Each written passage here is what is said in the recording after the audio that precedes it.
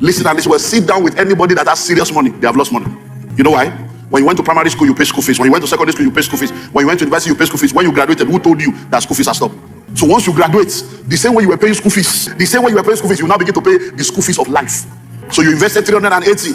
Stock market swallow. I will not do stock again. No, you will do again. You now carry another 600. You put that inside. Now you swallow again. Then one day you put 1.2. You become 1.8. It's okay.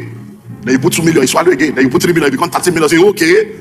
That's the way this thing works. Losses. Hello. Are you sure you are ready for this lecture? Now let me go deeper. Now listen. When you are in school, every time you are in a level, if you are in primary school, it's a season of life that has multiple levels. Sometimes 5, sometimes 6. Now, but guess what? For you to move from one level to the other within that season of primary school, you have to sit for an exam. Are you sure?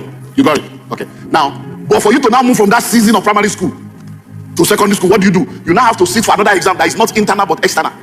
Because at that point, for you to have a certificate, first school living certificate, that certificate is not only for your school, it's for the entire world. So you must sit for an exam that people that are not in your class sit for.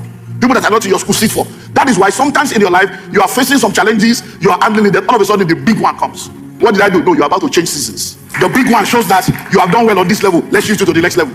When you are in secondary school, you'll be doing exam, tests. But to leave secondary school and enter university, you come out again and do another big one. So every time you want to move to the next dimension of life, there is a major problem, a major crisis, a major exam you have to sit for. Hello? And these are things that people don't understand. That's why many people are poor.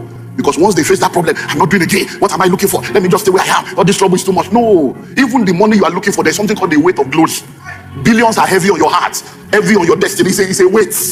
So we are testing you to know whether you can carry the weight of glory. Can you be a billionaire and still be humble?